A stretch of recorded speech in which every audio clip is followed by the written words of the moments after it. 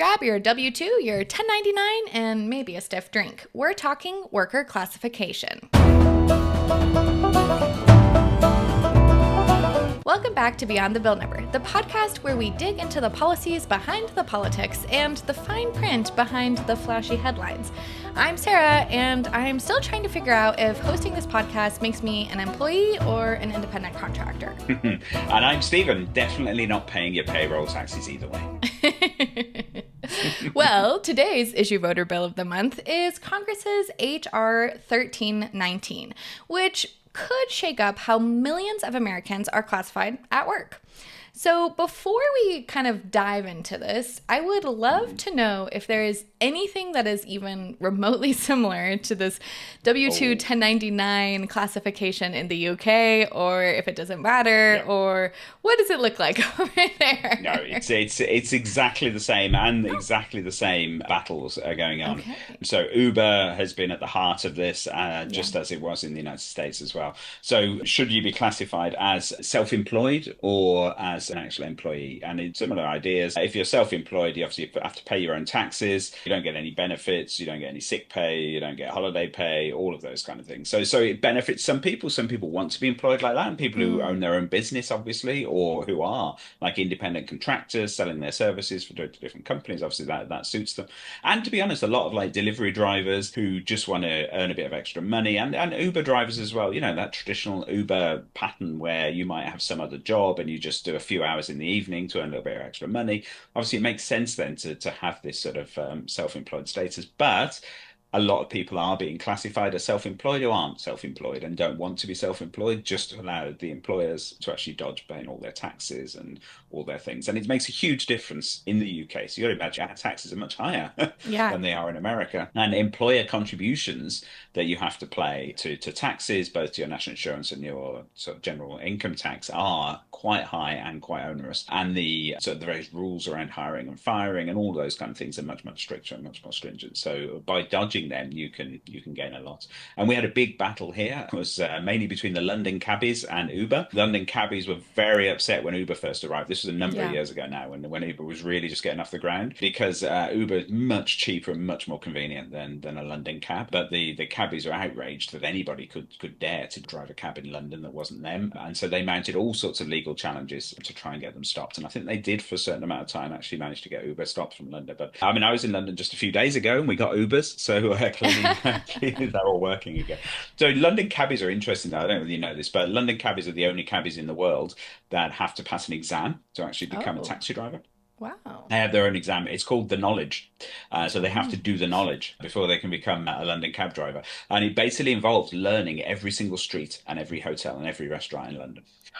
Which is, as you might think, insane. Yeah. But they do. So that if you're in anywhere in London and you say, I want to go to this other place in London, they know the best route. And obviously it's not the quickest route, the shortest route. It's, they know for whatever the traffic situation is that particular time of day, they can get you there. And that's sort of their genius. It's more of an art than a gig. I mean, they've actually done studies on the brains of London cab drivers, and they are different. Their brains are literally wired differently than everyone else because of all of that map that they have in their mind. They actually rewired their brain as they're actually doing this. But anyway, that's an aside. So the same battle's going on about gig workers, and here it's all about 0-hour contracts. That's the big thing. The Labour government has actually vowed to ban, and they're actually passing legislation to try and ban this. The idea that you have a contract of work, but you're not guaranteed any hours, and you only get paid for the hours that you do, but they don't guarantee you any hours. And there's lots of jobs like that, which are sort of trying to get for the employer getting the best of both worlds, of having somebody on staff on contract, but not actually having to pay them to do work. One question I had, which I feel like this is a little silly, but one of the biggest reasons I feel like you want to be W-2 in the US is to be able to get access to insurance, because it's so expensive on the private market and it's really hard to get and it's not very good. Yeah. What other types of benefits do y'all get that are aside from like the National Health Service of getting the health insurance? Like, do you all get like 401ks and other things like that too, like we get in the US? Or what is kind of the difference there that people might be also wanting aside from the health coverage and help with the taxes? All sorts of things. So you also get statutory paternity pay and Yep. maternity Okay. pay. Yep. You get statutory sick pay. So you're paid if you're off sick for quite lengthy periods of time. The labour protections that you get, that your employer is not allowed to just fire you without cause. Mm. And it can be quite difficult to fire people in certain sort of professions, in certain jobs in England. You also get the state pension. So Okay. to pay towards the state pension, you have to work a certain number of hours. And so you pay contributions, you pay national insurance contributions when you're working. Now, obviously, if you're self-employed, you have to pay those voluntarily. Whereas if you're actually sort of in a proper job, they just get taken out of your salary, so it's a bit easier. But the employer also pays towards that. And then Okay. we also now have a law that every employer has to provide an occupational pension scheme for their employees. Mm. And also, you don't get that if you're self-employed. The rules are that actually your employer pays more towards that scheme than you do as an individual. So your pension is Wow. growing much bigger. So there are enormous benefits from being employed as opposed to being self-employed. Yeah, absolutely. Honestly, I kind of thought that the maternity leave and sick pay was just handled by your all's insurance that everybody gets, and that like everybody had access to that too. So that's really interesting that Yes. that's not the way that it is. Not if you're self-employed, not necessarily. It's quite complicated, and Mm. there's certainly here. I mean, it's different from country to country, but certainly in the UK, you get statutory maternity pay, which isn't very much. But then, if you're actually employed, then your employer also have a maternity pay scheme, so you get more, and you'll Okay. get like 80% of your salary for 6 months or whatever it is. But that's not the same if you're just getting that statutory maternity pay paid by the government. I mean, it's something. It's better than nothing, and you Yeah. can do it. But obviously, it's not as generous as if you're Yeah. employed. Okay, yeah. So it's all very similar to the same reasons in the US. It's a Yeah. little different, but very similar. We even had a huge mounting against the Uber and Lyft world from our New York taxi drivers because medallions are so expensive. Absolutely. And Uber has also completely disrupted how they pay people. And a Yes. cabbie in London is a pretty lucrative job, whereas a lot of people can't make their bills meet with driving Uber, Yeah. even if they're driving Uber 100% of the time. And it's interesting to see how this has kind of changed over the last few years. Now, when you call an Uber, it will tell you at the end how much the driver is getting Yeah. paid and then how much is getting taken out of whatever fee you paid for Uber's, Yeah. cost or maybe insurance for the driver, things like that. Yeah.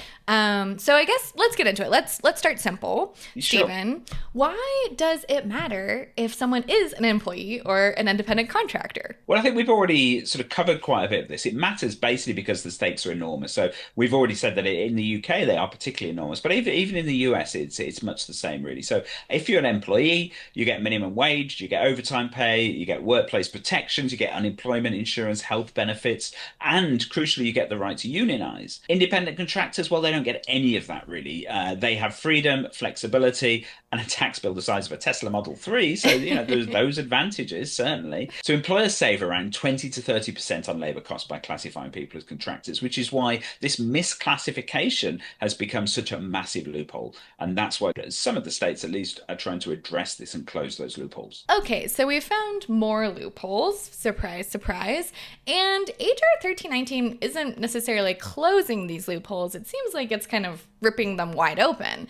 So, what's in this bill and why are people calling it a game changer? Well, it is a game changer, really. It's the biggest proposed change to federal worker classification in decades.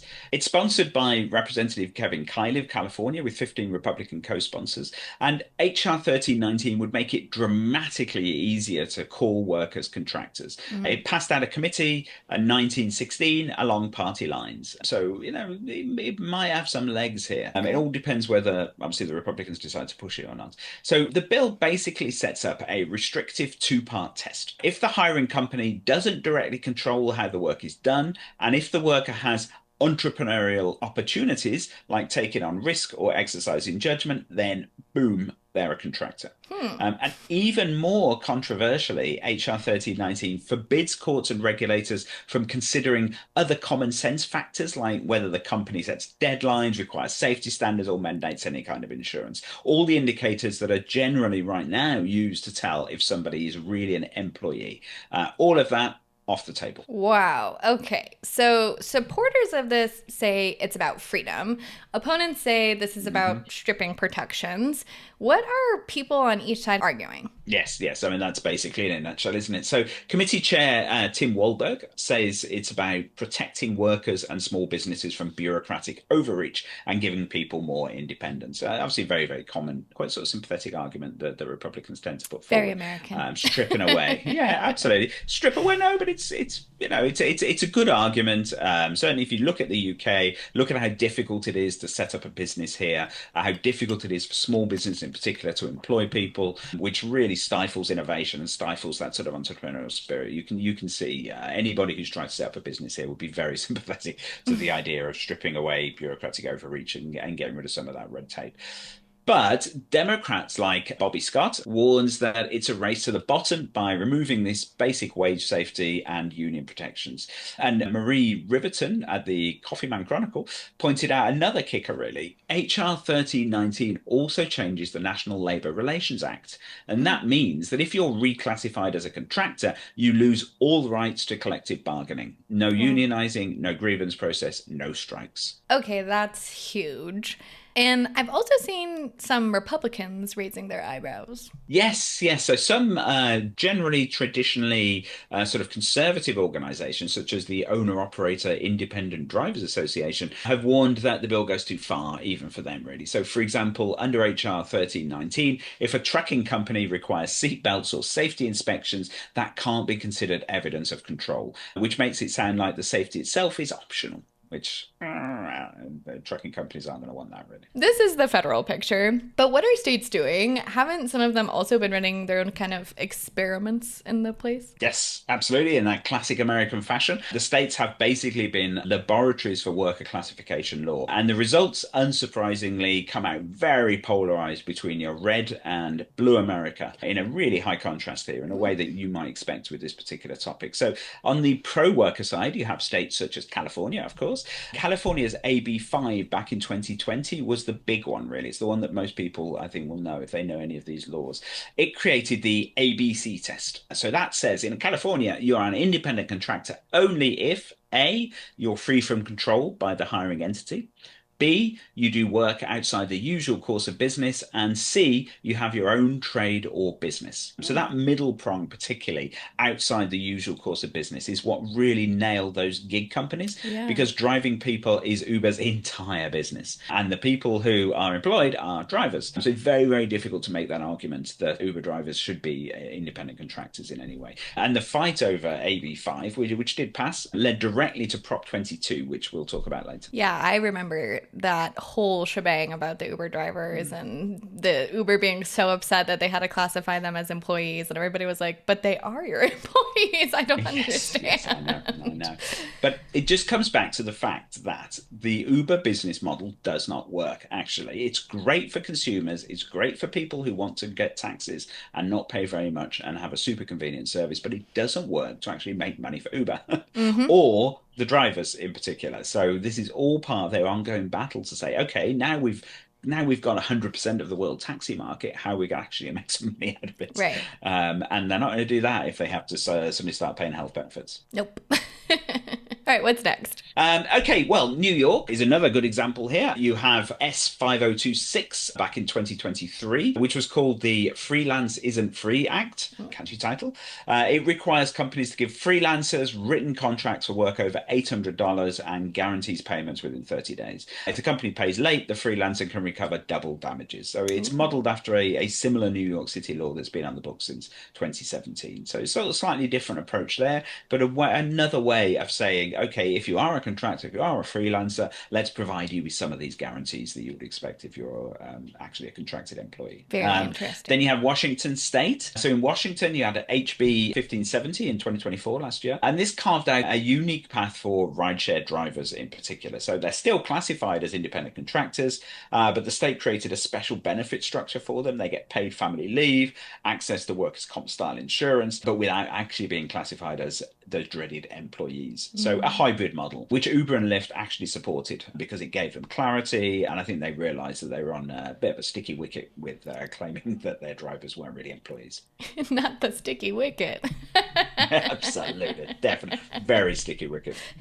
Um, then Illinois has gone all in. So Okay. first they had the Freelance Workers Protection Act back in 2023. This guaranteed contracts and penalties for late payments, similar to the New York Yeah. approach, actually. And then Illinois also passed a constitutional amendment back in 2022 protecting workers' rights to organize and bargain collectively. So that means even if federal law weakens unions, Illinois workers should still have this state level protection because it's in their constitution. Okay, that all sounds very interesting. What about Yeah. the kind of pro business side of the house? Okay, so if we move across to redder America, then in Florida, we have SB 542 back in 2022. This said that if a company provides contractors with emergency help, such as, say, PPE during a hurricane or a health emergency, that alone would not classify them as employees. So basically, it shields companies from being punished for being nice, which, Mm, you can look at it either way, can't you? You can say, okay, otherwise the companies wouldn't provide these kind of things, so now they right, will provide these kind of things. So no, right. it's not necessarily a totally terrible law,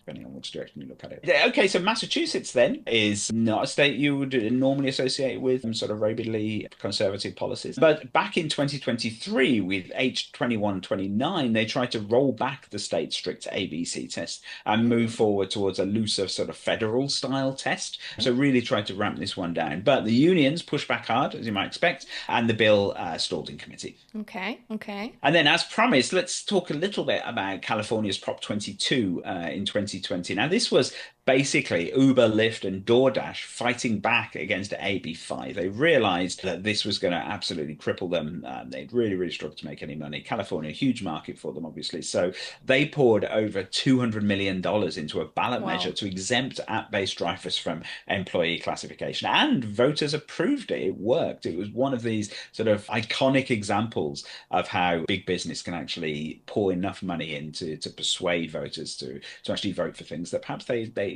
hadn't really thought very much about before.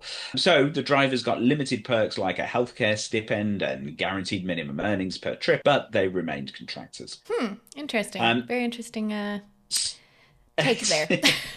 Yes, it is interesting. So it just shows it's not all about blue states versus red states here, that the blue states sort of trying to protect workers, but even then they're, it's still America, isn't it? So they're still looking out for the needs of business as well and making sure that their business can still work. And these kinds of compromises are probably a good idea because the last thing anybody would want would be to drive Uber out of business. Because if Uber goes out of business, we lose our Ubers, don't we? And no one wants that. Hmm. So finding that path where businesses can make money, but the drivers aren't getting ripped off, I think is really, really important. Yes. And what about right now in 2025? Is there still action happening around the space? Yes, so in current sessions then, so a few bills worth watching at the state level as well. You've got Delaware's SB 63.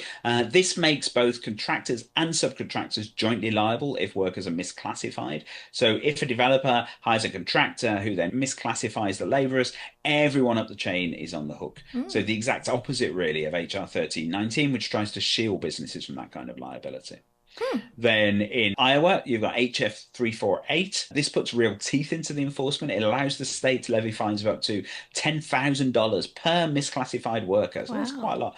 And repeat violators can face actual criminal penalties as well. Wow. So it's unusually aggressive for a state like Iowa. But this, I think, is because Iowa's had scandals in construction and agriculture that really sort of forced the lawmakers to actually act in. Then in Illinois, you've got HB 2794. This extends liability for wage theft and misclassification beyond the immediate employer to general contractors and developers. So if passed, it would mean that companies can't just point fingers down the supply chain and try and sort of avoid liability. Then on the flip side, in Florida, you've got S 1776, which is trying to loosen definitions of independent contractors across different industries. So it had a lot of GOP backing, but actually still died in committee. So it shows even in conservative states, blanket contractor reclassification can be politically tricky. That is quite tricky. All right, let's play out the what if. So, what happens if HR 1319 actually does become law? Well, the short answer, certainly in the short term, would be chaos. It would override these stricter state laws like California's ABC test. Millions of workers could be classified overnight. And obviously, companies would rush to exploit the looser rules. So the Congressional Budget Office hasn't scored it yet, but similar moves under Trump the first time round affected 3 to 5 million workers with average losses of about $3,000 to $5,000 per year. So So that's a real money to people who are often on relatively modest wages. And then, of course, there's the political fallout. States would sue immediately, arguing federal overreach. Unions would launch massive campaigns. Meanwhile, gig companies would throw champagne parties. And of course, the lawyers would make bank with all these lawsuits. But the deepest impact were this bill to actually become law and then to weather all of the various legal challenges and the various unrest around it. It could fundamentally change the American social contract around work, shifting further towards a real super flexible gig style economy where security, healthcare, retirement benefits just aren't tied to jobs anymore. So then they're tied to nothing and we don't have it all. Yep. Well, you go out and sort your own stuff out. And if you don't sort your own stuff out, well, then that's your lookout. Oh gosh, I don't feel confident in that future. Okay, People wouldn't. Then, but America is the country where, when asked, 50% of people say that their financial planning for retirement is winning the lottery. So yes. I don't think you could rely on people to sort this out for themselves. No. No. Okay, so bottom line, this isn't just paperwork. It's not just a simple this or that. It's about whether America leans towards flexibility and business and, I guess, freedom, or towards security and workers' protections and trying to kind of manage people's lives a little bit more to maybe set them up for success. Exactly. So HR 1319 forces us to ask the question, do we want an economy where workers are entrepreneurs and where this kind of entrepreneurial spirit is allowed to flourish unchecked, or where entrepreneurs are just workers with fewer rights? You want your entrepreneurs to be able to be entrepreneurial and generate all of that wealth and prosperity for everybody, but you also need your workers to be protected as well. Yes. All right. Well, that is why we always look beyond the bill number.